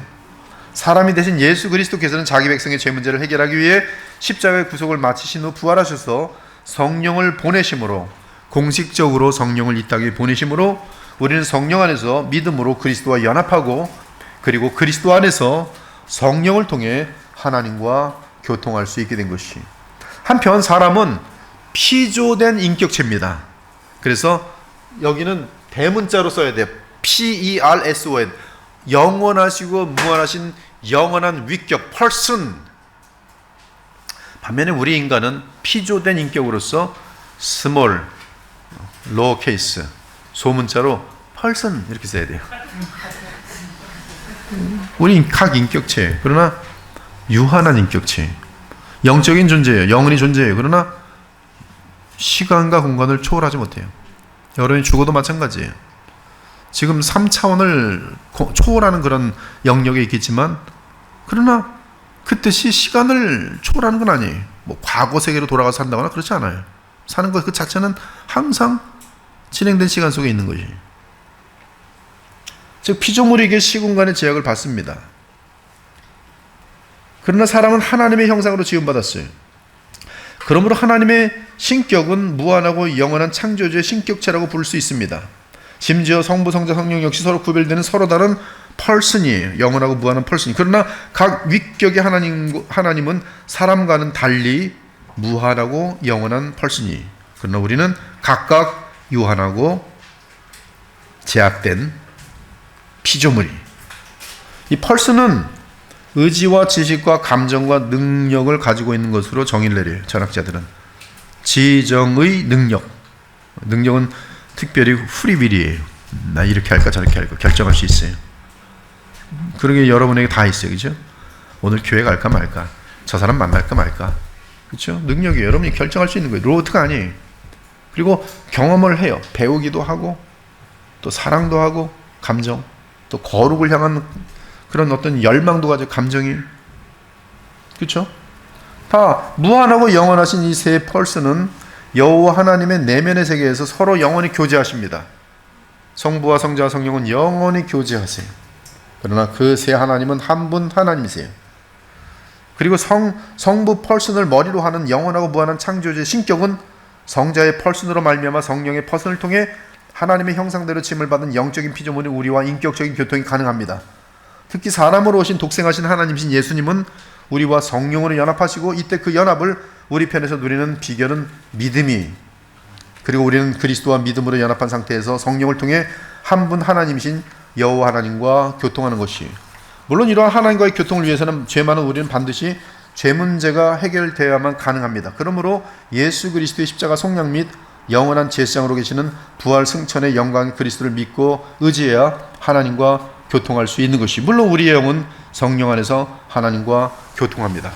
이 그림을 이제 보고 그림이 그려질 수 있을 때, 이 도식이라는 게 참 이 하나님께서 사람에게 주신 굉장히 엄청난 그 능력인 것 같은데요.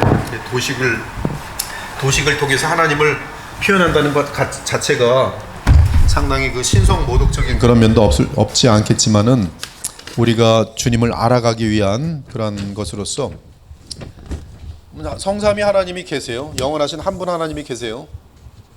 근데 독생하신 하나님이 사람이 되셨어요. 그렇죠? 이분은 사람이자 하나님이세요. 그렇죠? 하나님으로서는 이렇게 연결되는 거예요. 그리고 이분은 우리를 대신하여 자기 마음속에 품고 십자가에서 성삼위 하나님이 약속하신, 아니면 하나님께서 결정하신 대로 십자가에서 속량을 이루셨어요.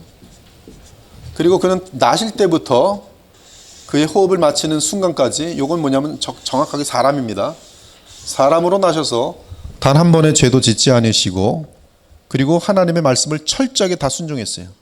8일째 때부터 할례를 받으시고, 뭐 또 그 세 번의 명절마다 예루살렘에 다 꼬박꼬박 가시고, 예수님 한 번도 빠뜨린 적이 없어요. 다 가시고, 모세의 율법에 요구되는 것 다 지켰어요. 완벽하게 지키시고, 그리고 십자가에 죽기까지, 이것은 모세의 율법에 해당되는 것이 아니라 하나님께서 인류를 구원하시기 위해 그에게 명하신 명령이었어요. 그것까지 다 지키심으로 말미암아 완전한 의를 이루셨어요. 그래서 십자가의 속량하심은 흠없는 어린 양이 죽은 것이, 흠없는 어린 양. 그래서 흠없는 어린 양의 죽음으로 말미암아 내가 십자가에 죽어야 할 율법의 저주를 예수님이 감당하심으로 예수님 안에 있는 자들은 죄사함을 받았어요.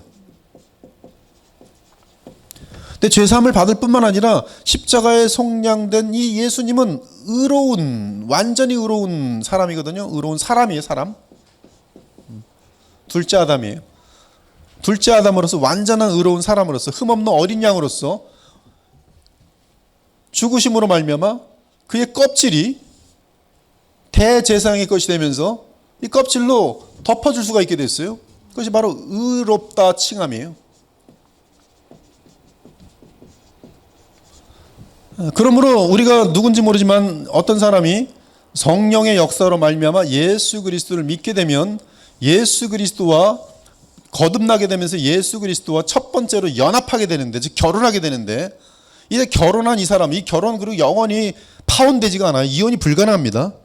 그 이제 거듭나서 결혼하게 된 이 사람은 성령에 의해서 역사, 하나님의 일방적인 주권인데요.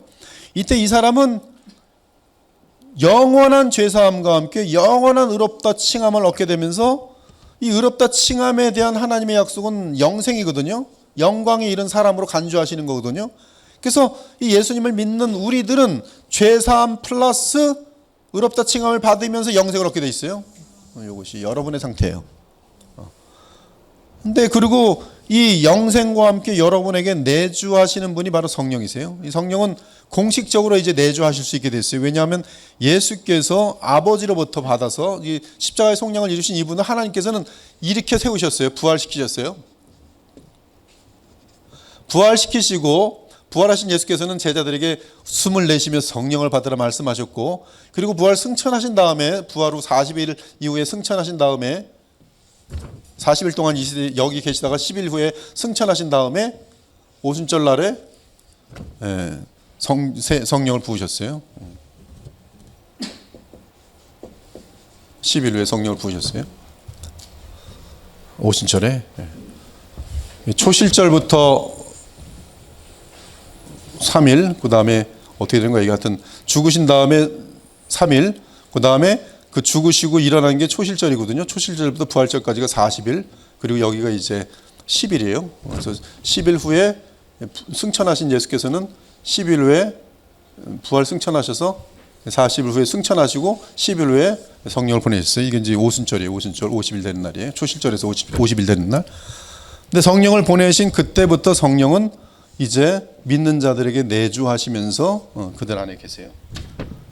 이때 예수께서는 부활의 예수께서는 우리와 지금 공간적으로 떨어져 있는 우리와 함께 여러분들과 함께 연합되어 있어요. 근데 연합된 상태를 누리는 것은 뭐냐면 여러분들의 첫 번째 믿음이고요. 그리고 계속적인 믿음은 예수 그리스도를 믿음으로 말미암아 예수님의 이 인성 부분과 여러분이 연합되면서 예수님께서는 여러분에게 성령을 보내세요. 아버지께로부터 받은 성령을 여러분에게 충만하게 하세요. 충만하게 하십니다. 이것이 바로 여러분들이 생수의 강이 흘러넘치는 그러한 비결이에요. 근데 성령께서 여러분에게 내주하시고 부활하신 예수께서 여러분에게 성령으로 충만케 하시면 여러분이 성령 안에서 하나님과 교통이 되는 거예요. 하나님과 교통이 되는 거예요. 근데 놀라운 것은 지금 예수님의 그 인성과 함께 연합될 때 이 예수님은 그 인성이 예수님의 영원하신 위격 안에서의 인성이란 말이에요. 영원하신 위격, 독생하신 하나님 안에서의 위격이. 그래서 여기서도 이런 말씀을 통한 하나님과의 연결고리가 주어지게 돼요. 그래서 우리는 지금 하나님과의 연결고리가 영과 영으로서 내 영과 성령을 통해서 하나님과 교통하는 것이 있고 내 영과 성령 안에서 예수 그리스도의 영과 연결되면서 즉 사람 영과 연결되면서 예수 그리스도의 위격 속에서 그 위격이 하나님과 완벽하게 단일성을 갖고 있기 때문에 그 위격 속에서 하나님과 연결되는 그런 부분이 있어요. 그러면 여러분들이 예수님을 믿고 의지하면 그것은 당연히 하나님과 연결되도록 되어 있고 여러분 안에 성령 충만하면 그것은 또한 하나님으로 연결돼서 하나님은 여러분들하고 이 두 개의 라인으로 완벽하게 영원히 연결되어 있어요. 거기에 지금 제가 여기 그려놓은 지금 내 안에 내재하시는 성령인데요. 그림 3에 대한 내용인데요. 아무튼 성령은 무한하고 영원한 펄슨으로서 하나님이십니다. 따라서 무한한 지정의와 무한한 사랑과 무한한 능력을 가지고 계십니다. 반면 인간의 펄슨은 피조된 펄슨으로서 제한된 지정의와 한계가 있는 사랑과 능력을 가지고 있습니다. 또한 사람은 피조물이기 때문에 시간과 공간에 제약됩니다. 하지만 성령 하나님은 완전하고 영원하고 무한하신 펄슨으로서 시간과 공간을 창조하신 분으로서 시공간을 초월하십니다. 죄를 범하기 전에 사람은 하나님의 모양으로 지음받은 상태로서 흠과 부패가 없었습니다. 물론 피조물이기 때문에 무한한 하나님을 다 알 수는 없었어도 성령과 사람의 영이 사람의 의식 안에서 온전하게 교통할 수 있었습니다. 그것이 아담의 상태였어요. 그때 사람은 말씀의 중보를 통해 하나님과 교통할 수 있었습니다. 즉 말씀과 영은 언제나 인간이 하나님과 교통하는 두 가지의 채널이에요. 그때 사람은 말씀의 중보를 통해 하나님과 교통할 수 있었습니다. 물론 사람이 부패한 이후에는 십자가에 속량하시고 부활하여 살아계신 중보자 그리스도가 반드시 필요하게 되었습니다. 이를 위해 실제로 독생하신 하나님이 역사 속에 들어오셔서 사람이 되시기 전에도 말씀과 약속의 매개체가 항상 되어 있었고요. 이에 구약시대 신자들 역시 장차 오실 그리스도를 믿고 하나님과 교통할 수 있었습니다. 아무튼 첫사람 아담은 죄를 택함으로 죄인이 되었고 이에 사람은 하나님과 분리되었습니다. 그리고 그 결과는 죽음이, 물론 육체적인 죽음도 죄의 형벌이지만 그보다 먼저 하나님의 영이 사람으로부터 떠남으로 사람은 하나님과의 교통이 끊어지게 되었어요. 고린도후서 13장 13절은 이렇게 기원합니다. 주 예수 그리스도의 은혜와 하나님의 사랑과 성령의 교통하심이 너희 무리와 함께 있을지어다. 즉 성령 안에서 주의 거듭난 백성들과 하나님이 다시 교통하게 되었다는 뜻입니다. 이는 온전히 그리스도의 영원한 속죄 및 부활하신 그리스도의 그러한 역사로만 되어지는 것이에요. 이제 이 부분을 이제 더 나가기 전에 지금 사실 원래 지난주에는 그 성령론에 대해서 더 많은 내용들을 준비했어요. 근데 이거는 지금 다음에 좀 다루기로 하고 제가 보니까 이거보다 더 시급한 것이 말씀과 성령의 관계를 먼저 확인하는 것이 대단히 중요하겠다는 생각이 들어요. 그래서 오늘 지금 한 15분 정도 남았는데 이제 그 성령과 기록된 말씀에 대한 내용 가지고서 여러분에게 좀 한번 다뤄보도록 하겠습니다. 성령은 신성한 성경 원문의 원저자입니다. 저는 성경 원문이라 했어요. 원문이라는 것은 지금 이 세상에 없습니다. 성경의 원문은 없어요. 성경의 그 원래 책은 없어요. 지금 다 사라지고 그 카피본만 있습니다. 카피본 속에서 뭐 구약은 뭐 거의 99.9%의 그 원본에 가까운 것으로 우리가 보고 있고요.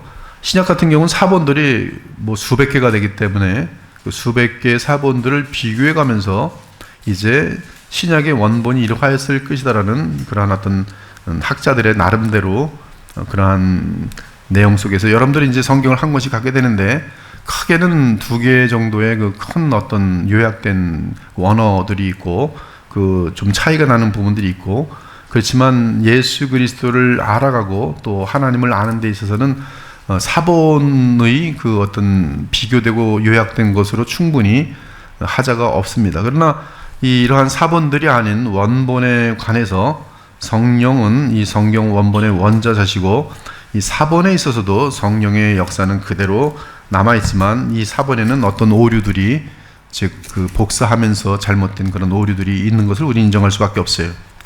또한 영감으로 쓰여진 성경의 진리를 택한 백성에게 믿어지게 하시고 또한 신자의 심령에 확증함으로 그들로 하나님의 아들 그리스도를 예수를 믿고 의지하게 하시는 분이 바로 성령이십니다.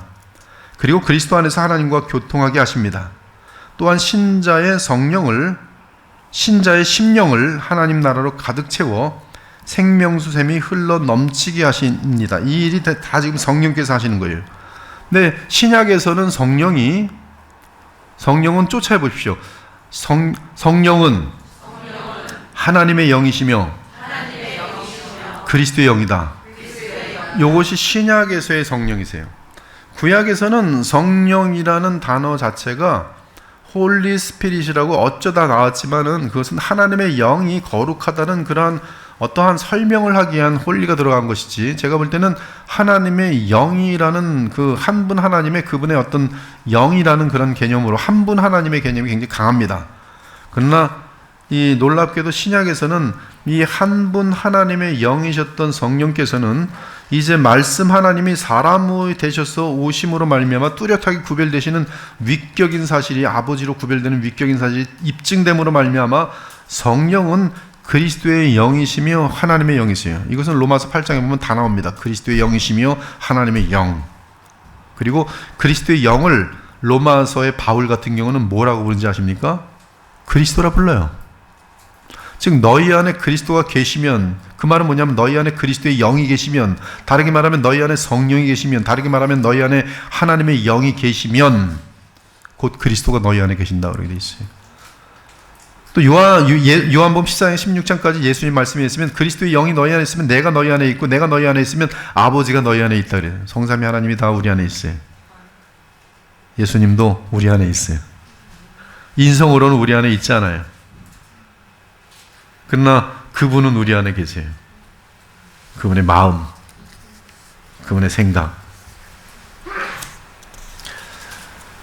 그러므로 우리는 성경에 담긴 성령의 영감을 긍정하고 객관적이며 살아 숨쉬는 신탁인 성경을 신앙의 충분한 근거로 삼아야 돼요. 그래서 여러분들이 성경을 절대로 놓치시면 안 돼요. 무조건 이 세상에서 제일 소중한 것은 성경이라고 이 시간에 믿으시길 바랍니다. 제일 안전해요. 성경은 다른 거 다 잃어도 좋지만 성경은 놓치지 마세요. 그러면 여러분 살아요. 아무리 기분이 나빠서도 오늘 성경 읽어야지. 지금 성경 읽으면 기분이 나빠진 게 없어져요. 속상한 일이 생기면 성경 읽어도 안 들어오죠. 되게 어렵네. 속상하네. 안 들었네. 그러다 오늘 속 들어와요. 속상한 일을 극복해야 돼요. 디모데후서 3장 14절 17절 한번 읽어볼게요. 그러나 너는 배우고 확신한 일에 거하라. 너는 내가 누구에게서 배운 것을 알며 또 어려서부터 성경을 알았나니 성경은 능히 너로 하여금 그리스도 예수 안에 있는 믿음으로 말미암아 구원에 이르는 지혜가 있게 하느니라. 모든 성경은 하나님의 감동으로 된 것으로 교훈과 책망과 바르게 함과 의로 교육하기에 유익하니 이는 하나님의 사람으로 온전하게 하며 모든 선한 일을 행할 능력을 갖추게 하려 함이라. 15절에 보면은 성령은 능히 너로 하여금 성경이라고 했어요. 성경이 주제예요. 성경은 하나님이 성경을 통하여 뭐 이렇게 하지 않았어요. 성경은 왜 그렇게 말씀인가? 성경은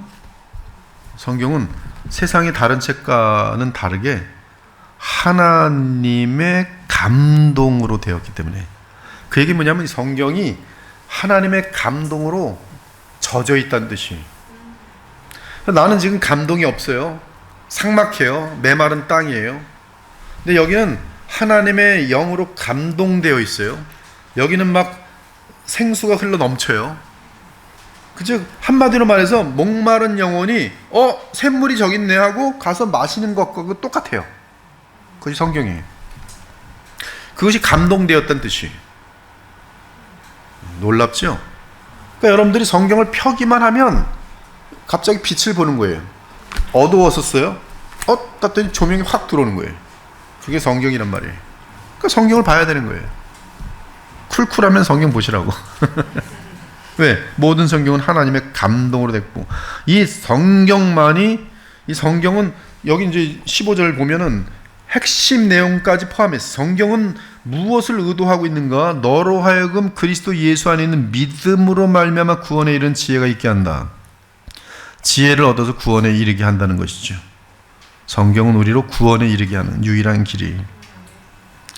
하나님의 섭리에 따라 성령의 감동으로 쓰여진 이 성경을 읽는 그리스도인은 성령의 저자이신 성령에 의해 조명을 받아 그리스도를 믿고 의지함으로 그리스도의 영이신 성령으로 인하여 생기를 띠게 될 것입니다.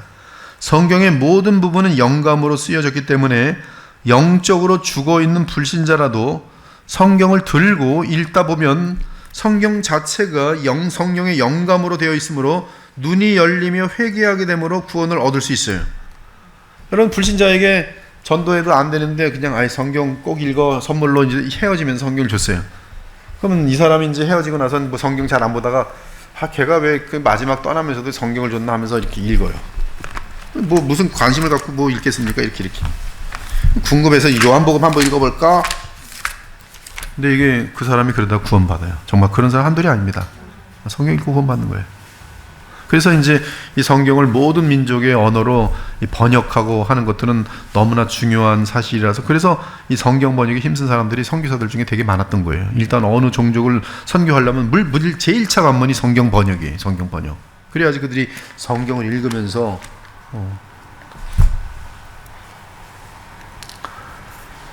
그래서 눈이 열리면서 성경만 보더라도 눈이 열리면 회개하게 되므로 구원을 얻을 수 있어요. 물론 신자라도 영적으로 바닥에 처해 있을 때, 여러분 영적으로 바닥에 처해 있습니까? 다른 데서 기웃거리지 마시고 성경으로 돌아가면 돼요. 지금 한국교회도 다른 방법 없어요. 성경으로 돌아가야 돼요. 그리고 성경에서 성경이 뜻하신 바 예수 그리스도를 믿는 믿음으로 나아가면, 예수님을 거기서 찾으면 눈이 열리면서 성경 전체가 보여요. 유대인들은 완고하고 교만해서 눈이 갇혀 있어요. 그들은 지금도 성경을 봐요. 그러나 열리지 않아요. 누가복음 24장에 보면 영광의 예수께서 그 눈을 열어주시사 성경을 깨닫게 하시고, 영광의 예수께서 주의 영으로, 그리스도의 영으로 우리의 눈을 열어주실 때 성경이 깨닫어져요. 그럼에도 불구하고 불신자가 성경을 보면 이것은 샘물 같은 것이기 때문에 구원받을 수 있어요. 이때 물론 당연히 구원받기 위해서는 성령께서 그가 성경을 볼 때 역사하시겠지요. 우리는 거듭난 사람들은 성경을 보면서 기도해야 돼요. 여기는 감동되어 있는 책이에요. 그러나 감동된 책에서 더 많은 정말 뚜렷한 성경에 대한 바른 해석을 알길 원하면 성령께 기도하셔야 돼요. 예수께 기도하셔야 돼요. 예수님 바르게 알게 하여 달라고 기도하셔야 돼요. 근데 이미 결론 나 있어요. 정말 성경을 통해서 뭘 바르게 알고 싶으면 예수님을 찾으면 돼요. 고린도서 3장에 예수 그리스도 안에서 그 수건이 벗겨져요. 모든 성경의 수건이 벗겨져요. 예수님의 십자가의 죽으심과 부활하심과 그분의 지금 살아계심, 그분의 정체는 성경을 가장 안전하게 열어주는 열쇠이며 성령께서 우리에게 마음껏 역사하시는 가장 귀중한 틀이에요. 틀. 이 구약의 요시야 왕 때 보면은 어둠이었어요. 근데 그 요시야 왕 때 이 남유다에 큰 역사가 일어나요. 어떻게 그 역사가 일어난지 아십니까? 종교개혁이 일어나요. 그래서 이것을 요시아의 종교개혁이라는데, 그 종교개혁은 성경을 찾음으로 인하여 시작돼요. 한번 쭉 읽어볼까요? 요시야 왕 18째 해에 대제사장 hil기야가 서기관 사반에게 이르되 내가 여호와의 성전에서 율법책을 발견하였노라 하고 hil기야가 그 책을 사반에게 주니 사반이 읽으니라. 서기관 사반이 왕에게 돌아가서 보고하여 이르되 제사장 hil기야가 내게 책을 주소이다 하고 사반이 왕의 앞에서 읽음에 왕이 율법책의 말을 듣자 곧 그의 옷을 찢으니라. 왕이 보내 유다와 예루살렘의 모든 장로를 자기에게 모으고 이에 왕이 여호와의 성전에 올라가매 유다 모든 사람과 예루살렘 주민들과 제사장들과 선지자들과 모든 백성이 노소를 막론하고 다 왕과 함께한지라. 왕이 여호와의 성전 안에서 발견한 언약책의 모든 말씀을 읽어 무리의 귀에 들리고 왕이 단 위에 서서 여호와 앞에서 언약을 세우되 마음을 다하고 뜻을 다하여 여호와께 순종하고 그의 계명과 법도와 율례를 지켜 이 책에 기록된 이 언약의 말씀을 이루게 하리라 하며 백성이 다 그 언약을 따르기로 하니라. 예, 우리는 여기 보면 성경을 읽는 것으로 마음의 큰 변화를 받게 되는 구약 사람들을 볼 수 있어요. 성경이 구약 성경도 영감되어 있다는 거예요. 감동으로, 성령으로. 우리는 성경이 신약뿐만 아니라 구약도 성령으로 감동으로 된 것을 확신해야 한다. 즉 성경의 모든 부분이 한결같이 성령의 감동으로 되었다는 것이다. 물론 이 말이 성경 전체가 동일한 호소력이 있음을 말하는 것은 아니다. 예를 들어 이사야 53장과 같은 복음의 핵심 내용을 읽는 것과 수많은 사람들의 이름을 상세하게 기록한 족보를 읽는 것과는 독자가 받는 영향력이 다를 수가 있어요. 뭐 여러분 다들 그러겠지만 아마 그 어떤 경계 라인을 넘어가지 못하면 다 이 족보에서 걸려요. 레위기 읽다 걸리고 사람 이름이 그냥 끝도 없이 나오는 거예요. 역대상 같은 데 읽다가 쭉 보면 걸리고 거의 더 넘어가지 못해요. 아무리 읽어도 이게 뭐 내가 이 사람들 이름을 알아서 뭐하나. 땅 나나 주는 것도 걸리고. 그러나 이제 무슨 스토리가 전개되고 뭐 죽이고 살리고 뭐 하나님 심판하시고 사랑하시고 그러면 그런 스토리가 뭐 쫙 읽죠. 삼손 얘기는 쭉 읽죠. 무슨 뭐 엘리야 얘기 그런 거 탁 읽죠. 그러니까 이게 감동 같은 것들이 틀릴 수가 있어요. 우리에게 와닿는 영향력이 틀릴 수 있어요. 그러나 성경의 모든 구절은 성령의 감동을 받아 쓰여진 것이며 모든 성경의 모든 구절이 특별하고도 신성한 목적에 맞도록 기록되어 있다고 말할 수 있습니다. 즉 구약의 상세한 족보 및 수많은 사람들의 이름 역시 이 성경이 얼마나 절대적으로 역사적인 기록에 서 있는지 정확하게 알려주고 있고요. 많은 성경학자들 및 그런 쪽으로 또 연구해야 되는 사람들이 있어요. 그런 사람들에게는 이 부분 보면 여기 이름이 요 지금 조그맣게 쓰여있는 요 이름 요거 그래갖고 이 유대인들은 거기서 이름 하나 찾아갖고 자기 족보들 다 찾아내기도 하고 막 그래요. 엄청난 거예요. 와, 성경이 우리 큰 할아버지가 여기 계셔 이런 것들이 있는 거죠. 그들은 신하죠. 거기다가 이제 믿음까지 알게 되면 뭐 주의 나라를 위해서 엄청나게 뛰겠죠. 즉 사람에 따라 각각의 성경 구절들은 그들에게 느껴지는 가치 측면에 서로 다를 수가 있지만 각 구절이 성령의 감동으로 쓰여진 점에서는 모든 성경의 모든 구절들이 동일합니다. 이를 축자 영감설이라 그래요. 즉 하나님의 말씀은 그 자체로 처음부터 끝까지 하나님의 감동으로 되어 있어요. 즉 우리에게 와닿는 영향력으로 비교할 수 있는 것이 아니라 성경 자체가 하나님의 감동으로 빠뜨림이 없이 성령께서 이 실제 저자라는 사실을 알려주는 거예요. 그것이 축자 영감설이 성경의 모든 구절들과 심지어 단어들까지 성령의 영감이 함께한다는 것입니다. 따라서 신구약 성경은 하나님의 한 권의 작품으로서 다음 주에 이제 원어를 가지고 좀 보여주면서 할 수 있을지 모르겠는데 그렇게 됐으면 제일 좋겠고요. 하여튼 뭐 컴퓨터에 갖고 와서 한번 틀어보죠. 뭐 아니면 저기 부탁하든지 그 단어들까지 영감이 함께하는데요. 단어 정도가 아니라 여러분 성경에도 1.1획 획이 뭔지 아십니까? 거기 요드라는 점이에요. 점이 있느냐 없느냐에 따라 성경 의미가 하늘과 땅 차이로 갈라질 때가 많아요. 근데 요드 획까지도 감동이 돼 있어요. 점까지도 감동이 돼 있어요. 그러므로 하나님이 오류가 없듯이 성경은 하나님의 작품으로서 오류가 없습니다. 아무튼 모든 신구약의 구절들이 똑같이 하나님 말씀으로서 가치가 있습니다. 여러 그리스도인들이 구약 성경을 무시하고 구약 성경의 영감은 신약 성경의 영감보다 낮은 수준이라는 의혹을 품고 있는데요. 이에 반하여 우리는 신약 성경의 영감뿐만 아니라 구약 성경의 영감에 대해 분명한 의식을 가질 필요가 있어요. 다음 주에 성경과 성령에 대한 관계를 상세하게 다루고 다시 성령론으로 들어가서 성령에 대한 여러 특징들을 계속 나눠보겠습니다. 아마 12주 정도 지나가면 아마 여러분들이 그 성령에 대한 것과 또 여러 가지 예수 그리스도와 관련된 것과 어떤 이런 내용들에 대해서 1시간 반의 시간이라는 게 세미나잖아요. 지금 1시간 반의 세미라는 게 양이 작지가 않아요. 어마어마한 양을 지금 여러분들은 매 학기마다 지금 엄청나게 배우고 있는데, 저번에 도르트 했잖아요. 도르트, 오직 하나님의 은혜라.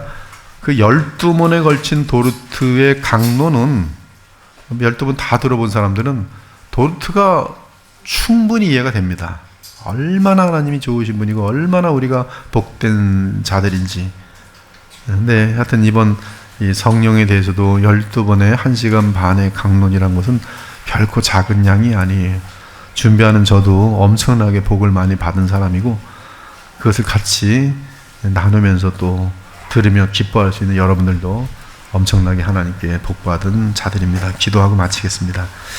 하나님 감사합니다. 오늘 이 강의가 시작되기 전에 우리 집사님 기도해 주신 것처럼 정말 하나님을 아는 것이 어찌 우리가 나약하고 연약하고 제약된 인간들이 뭘 알 수 있겠습니까? 오직 주님께서 우리에게 자신을 알려주신 말씀의 내용에 하나여 주님을 알게 될 수 있도록 인도하시니 감사합니다. 주님은 인색한 분이 아니라 하나님 자신을 자기 백성들에게, 자기 자녀들에게 넉넉히 알려주길 원하여 66권의 성경을 우리에게 주시고 이 안에 한없이 많은 주님에 대한 귀한 내용들을 심어 놓으시고 성령으로 감동케 하심을 너무나 감사합니다.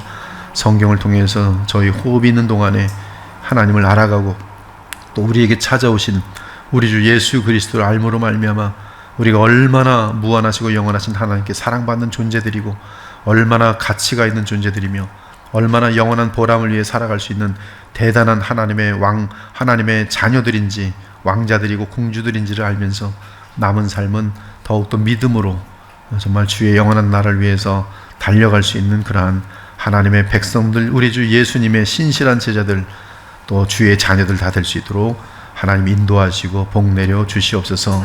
이 훈련의 과정이 이분들에게 평생에 또 영원히 복이 될 수 있도록 주님 긍휼을 베풀어 주시옵소서.